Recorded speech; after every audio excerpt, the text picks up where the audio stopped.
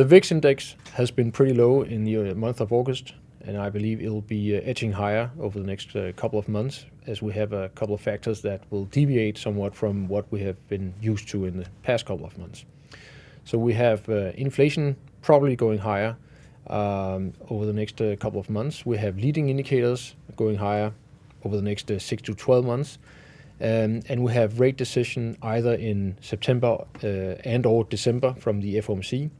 And they will, in my opinion, most likely hike interest rates by 25 basis points. And that can also lead to increased volatility. And most importantly, is the US presidential election in the beginning of November, which naturally will also lead to some volatility in the stock markets. The stock market, although volatility might go higher, I think the stock market should also be edging higher. Our own proprietary Mumble indicator is still pointing high. It's actually very high at a level of 0.98.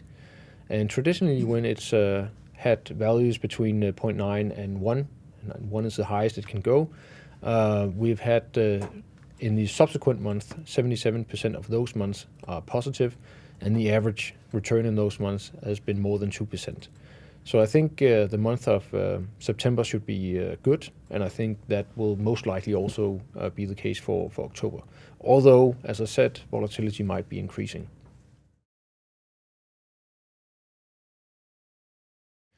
We have 5 factor models in Spar Invest. Factors that we're following, that's small cap, that's value, that's momentum, that is minimum volatility, and it's quality. And the first 3 factors, meaning value, momentum, and small cap, should be doing really well over the next 6 to 12 months. Minimum volatility is not going to perform as well. It's just, according to our models, will be performing more or less like the MSCI World, but it will be at a reduced volatility. So you might argue that the risk-adjusted return is actually still looking promising. But the quality factor is not going to perform well. It's going to most likely underperform significantly compared to the MSCI World. Quality stocks are typically stocks that have high return on equity, they have low debt to equity, and they have a low volatility of the income.